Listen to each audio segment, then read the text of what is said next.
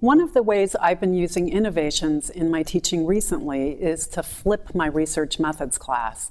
Flipping has become a very popular way of teaching now, and it's both a way of increasing the students' interest and also helping them better grasp and retain the material. Research seems to suggest that flipping actually really does result in better retention.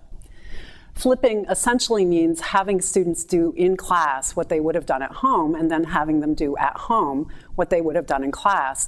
But it's important to understand that flipping exists on a continuum and that there are different gradations of the process.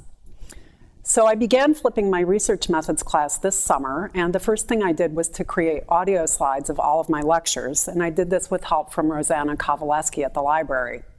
Then I posted the audios in advance so that students could watch them. The idea was to have them exposed to the lecture outside of class, and then in class we could have a more in-depth discussion of the material and exercises and demonstrations, or actually do in class the things that we tend to think of as homework. And it's also key to understand that they didn't really have to fully grasp the material, but more to really have a good exposure prior to class.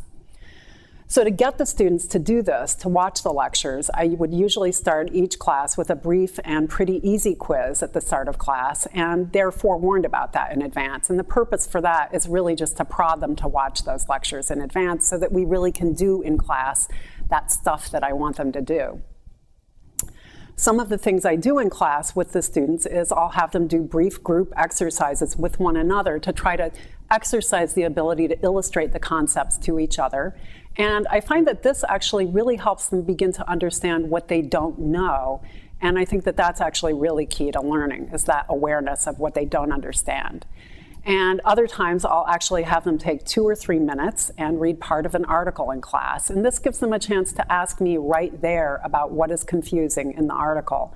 And I'm pretty sure that when they read these things at home, when they get confused, they probably tend to just skip over what they don't understand, and then they never know what they don't understand. Another thing that I do is I sometimes have them take a few minutes in class and do some writing. And again, this is so that they can understand right then and there, where's the problem? Is the problem with outlining? Is the problem having the right sentence? Is it the order of sentences or whatever? And I'm there and they can stop right there and present it to me and say, what's wrong with this? And I can try to help them figure it out. I'm in the process of asking students if they like this, and I ask them that a lot.